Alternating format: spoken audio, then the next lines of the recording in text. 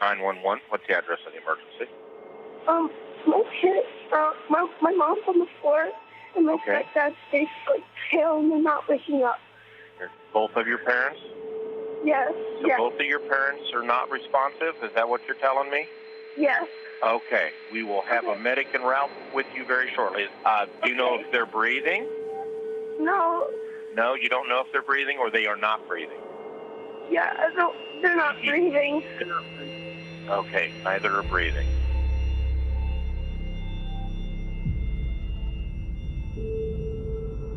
As soon as you do it, it's like a big blanket just goes over you. Everything just feels perfect, like your body don't hurt. You just feel like a new person. You don't think about the negative, you don't think about nothing. It's just nothing matters. 911, city police, fire, and ambulance. I need an ambulance. My mom. Hold on. My mom is choking. Your mom is choking? How old is she? Yes. She's 27. Okay, how old are you? How old are you? I'm 9. You're 9? Yeah. Okay, can you tell me if she can breathe? I don't know. Is there anybody else there with you? No, it's just me and my mom. Okay, try and talk to her. Is she awake? Oh, no. Is she making any noises? Yes, she is.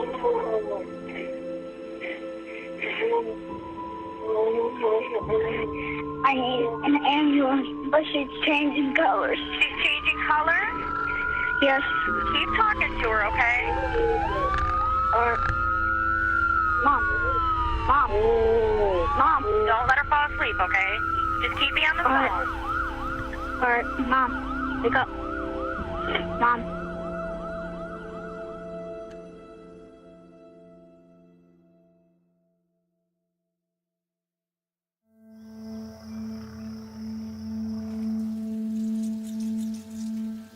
America's going through the worst drug crisis in its history, and is tearing families apart.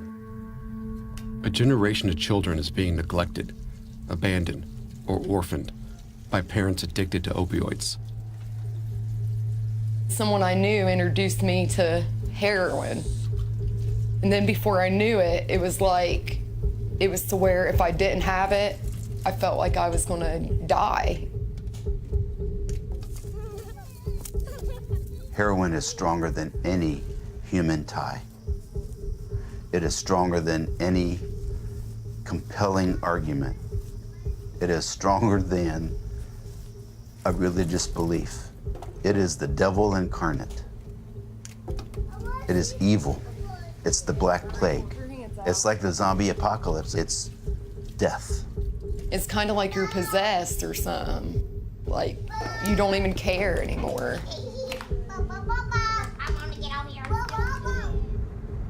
To tell this story, we came to Chillicothe, a town in Ohio. The state has one of the highest drug overdose rates in the country. It seems like almost everyone here knows someone who's struggled with drugs.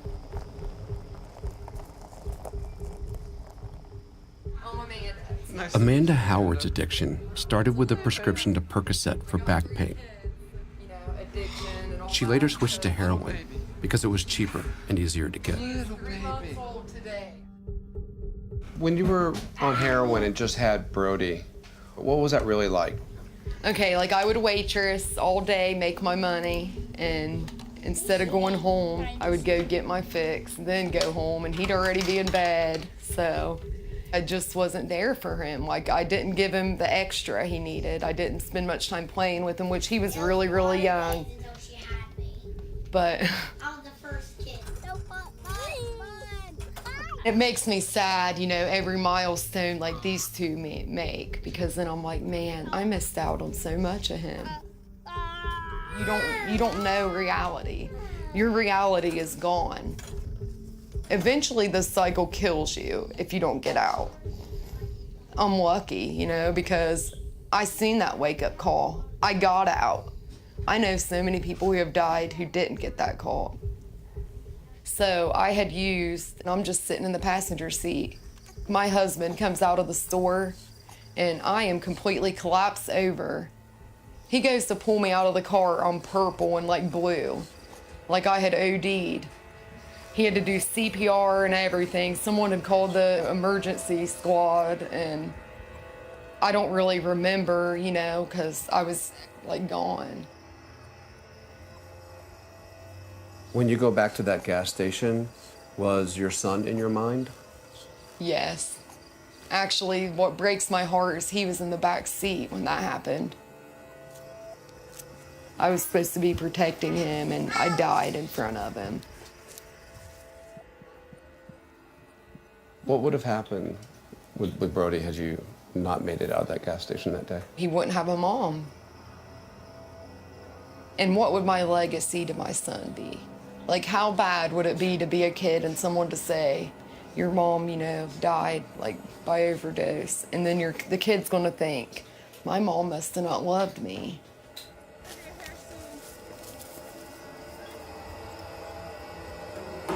(911) what's the emergency?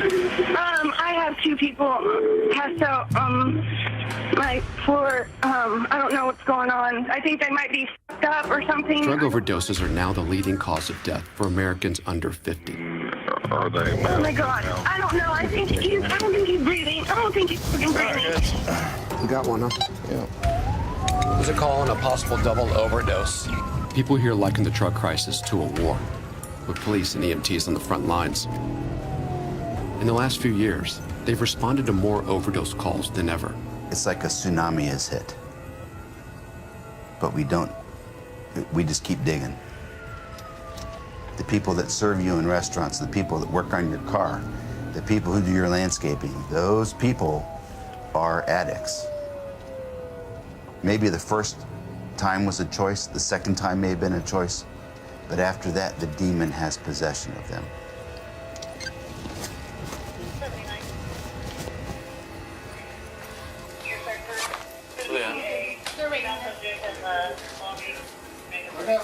Come on. Hey, wake up. Family got any idea? They didn't do anything here. They would have, I would have like seen it or something. Haven't come through yet. So did you see any needles or anything? I've never seen anybody overdose. You grab one, Arkin. I got some. They're not both. You got 2? Yeah, I got 2. Wake up. Come on. Wake up.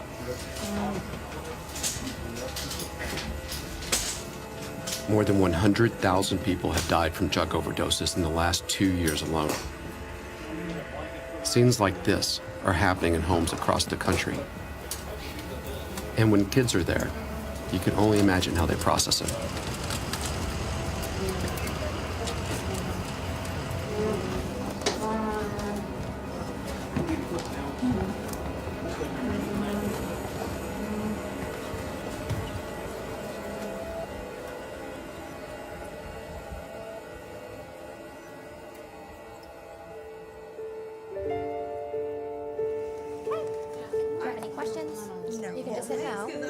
Heroin can affect the cycle of life even before a baby is out of the womb.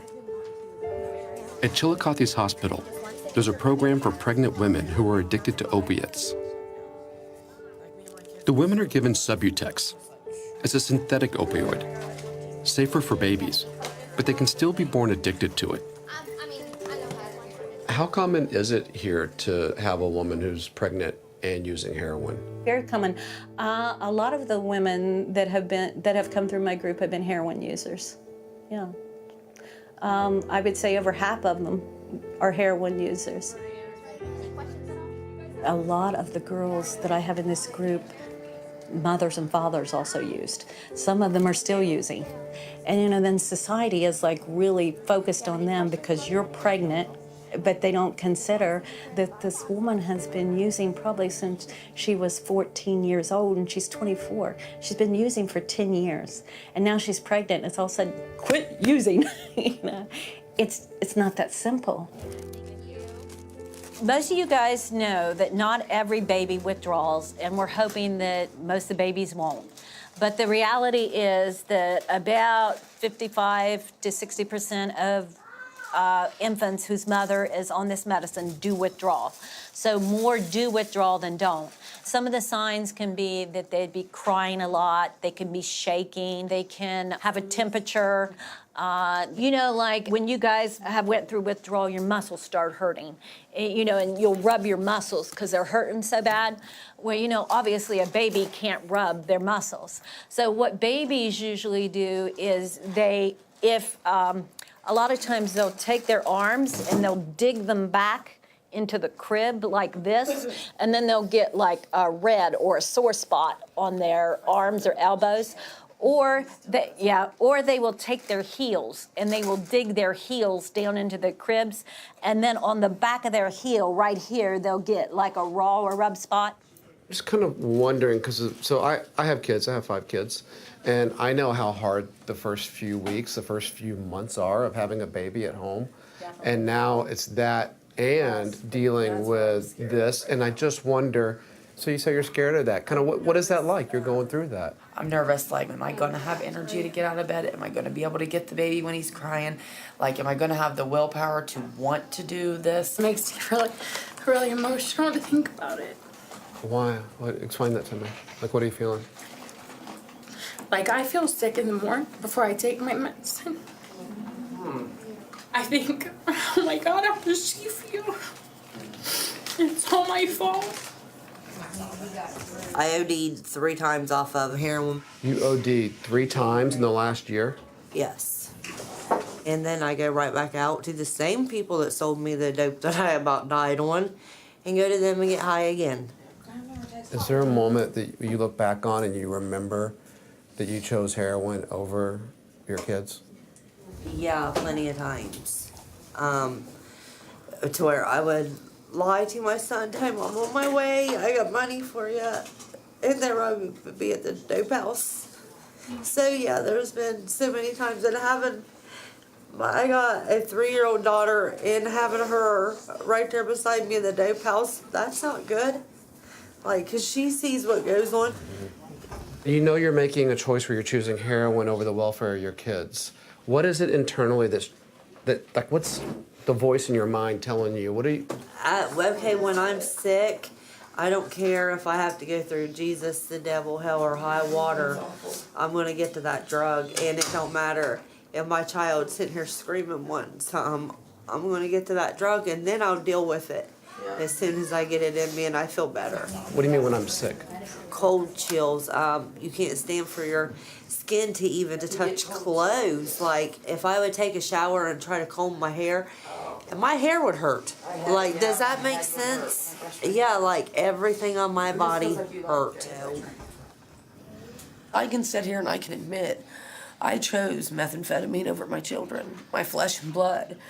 And that, I believe, was the hardest thing I've ever done.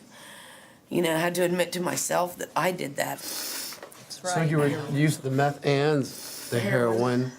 Were you addicted to both? Yes. I remember her coming to bother me. She wouldn't stop. She wanted to know what her Aunt Brandy was doing. And I remember fighting with her and her brother both, screaming, I'm not going to use a needle on my niece. I'm not going to. And needless to say, I did. Because I'm an addict, and oh gee, after so long, I looked, well, hell, this is somebody else to get high with, because I was selfish. You know, I still blame myself for her today and the things that she does.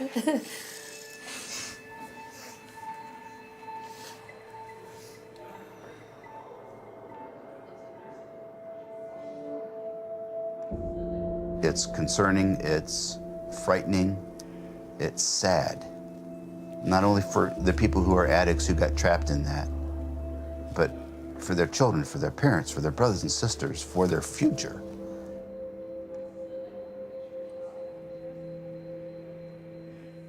The impact on children is way before somebody overdoses. It's the lifestyle that they're exposed to. They're in a home where the parent may not be able to fix them meals. They may wear the same clothes to school every week. Whether it's they're left alone, whether they're pawned off on friends or family. It might still be in the dryer. Grandma don't know. It's grandparents who often step in to fill the void. Tisa Beeler took over raising 4 granddaughters after both of their parents fell into drugs and the kids were placed in foster care. I get frustrated using one hand. I was scared because I didn't know how to take care of my grandkids in a one-bedroom place and dealing with their temper tantrums and their fits and their screaming.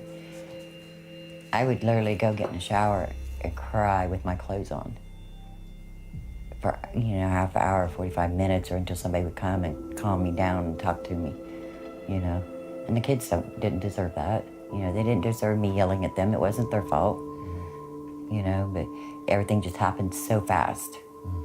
I was just got alone in my life. And then I get a phone call and I have to be in town to pick up 4 girls. No home of my own to raise them. But I made it there in 15 minutes and I got them and I tried. Do you feel like you have 14 years of energy in you to parent? No, I don't believe I've got 14 years of parenting. My health isn't good, but I know I have to do it, and that's what keeps me going. Do you want me to make you another one? Yes. Okay, it just will take me a minute, okay? Because if I don't do it, who's going to? They're going to go back to foster care. Or they're going to be living in a home full of druggies and alcoholics. And what do they say about the idea of being split up? Kaya doesn't want to let them go. She'll tell me them are my babies. I've taken care of them, and I'm like, yes, you have, and I know they're your babies. But you're still a child, so Grandma's here to take care of your babies. So, that would have destroyed her to have lost them 3 kids. And 10 years old, looking at her like she's losing her 3 kids. Yes. Yes, she does. She's been taking care of the girls since she was 2 years old. Because it was baby after baby after baby, and she just took the role on its mommy when everybody was drunk and stoned. Didn't you, sissy? So, and she's still been have battles over it because she still wants to be mommy, and I try to get her to be a child. Like, what would she do when she was being mommy? The youngest one was in diapers. She would diaper her, bathe her. She still, sometimes I have to come home and she'll be in there running bath water and trying to give them baths. And if I tell them they can't do something, she'll tell them they can. What does it mean to have a parent absent from their kids' lives? Yeah, they missed out on basketball games. The little things that you don't get to do twice, they're gone. Why are you dressed like this in this picture? What was you doing? Graduating. Your kindergarten graduation? Tell them. Kindergarten graduate. Mom and Dad didn't get to go to all this and watch her become somebody. Didn't get to watch this one take her first steps. Didn't get to see this one graduate from stuff, Yeah, Daddy did. Not this last time. No. So they're missing out a lot. They're not getting to see your ball games and your grades on your report cards. When you bring home A's, the excitement of it all, they don't get to see all that. Mommy watched my game. One time, twice, yeah. But I'm just saying, they're not there all the time to do these things with you. Grandma's the one that does it with you. That's her. And when they sit and cry, I have to tell them it's okay because Grandma's here. Grandma's not going nowhere. Tried to give them some stability and some security to hang on to. Oh, you got your legs up there. We're not getting wet. In a bit. I tell them all the time, life's unfair. You've got to make it what it is and what you want it to be. And I don't want these kids to think the world owes them because nobody owes anybody nothing. You make your life what it is living here. And nothing's free, nothing's fair. You just live it and then you die.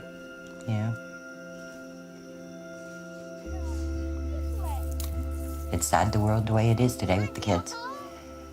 Because kids they're getting love from their grandparents and stuff, but it's not the same as the mother-father love. It just isn't.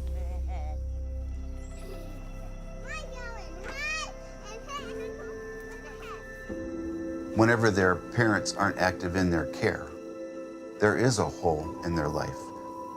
Why did they abandon me?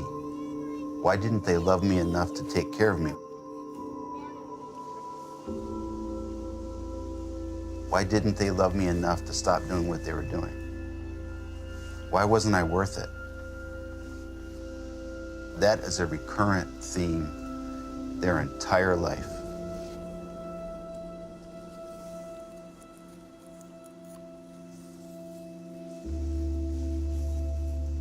My dad was into pills and opiates. He died of a combination of opiates and prescription drugs.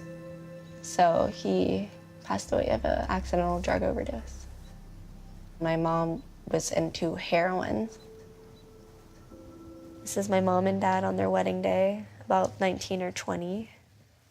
My dad, from the day that he married her to the day that he died, looked exactly the same. He never changed. Do you know if they're already using drugs here? Yeah, they were. They were? Yeah. I was put into a foster home for a little bit when I was young, and I ended up having to go with my grandmother. How did you find out when you were a little kid that something wasn't right with your parents? Well, I always figured that it was cigarettes because nobody's going to tell a 6-year-old your parents are on drugs. And in 6th grade, my mom took me outside and she was like, Alexis, you're in the 6th grade. You still believe in Santa Claus. He's not real. And I remember just like staring at her and being like, what? And she was like, he's not real. And all the lies my mother had been telling me up until that point kind of fell apart. For me, Santa Claus was kind of like a metaphor for like the drugs, because it was on that same day where I realized there's something more than the cigarettes. It was like a loss of innocence for me. Do you have much of a relationship with her now? Not really. We were having a really good relationship for a while when she had just gotten out of prison. But then she got back with her old boyfriend, and I know that the old boyfriend leads to getting back into her old lifestyle, and I didn't want to be a part of it. I've gotten used to saying goodbye to my mother. As great as your grandma's been, does she fill that hole in your heart that's the shape of your mom? No. No one could.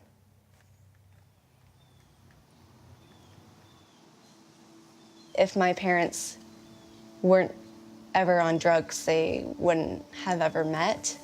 That's just how far back the drug use goes. I mean, my parents started out on weed and they ended up heroin and opiates, and I mean, I wouldn't have been born if it wouldn't have been for the choices that were made. And sometimes I wish that I hadn't, just for the life it might have given my parents. What do you mean? Well, if my parents weren't ever on drugs, they wouldn't have met, and I just wish they weren't on drugs. But your very existence is tied up in that meeting and collision and drugs. And so, how do you reconcile that? I mean, their lives are even more precious than my own, I think. When a life is taken away from drugs, it's just not fair. And even though I treasure the life I have, I just sometimes, thank you, I sometimes just wish that it could have been better for them.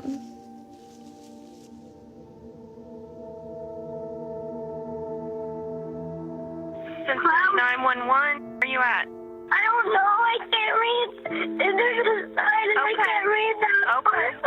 Okay. Who's unconscious? Who's not awake right now? As Chillicothe and the rest of the nation struggle to contain the opioid epidemic, there's no doubt that the next generation is being shaped by it. Okay, I'm gonna get you some help. Okay, how old are you? The question, which will take years to resolve, is how. How old are you?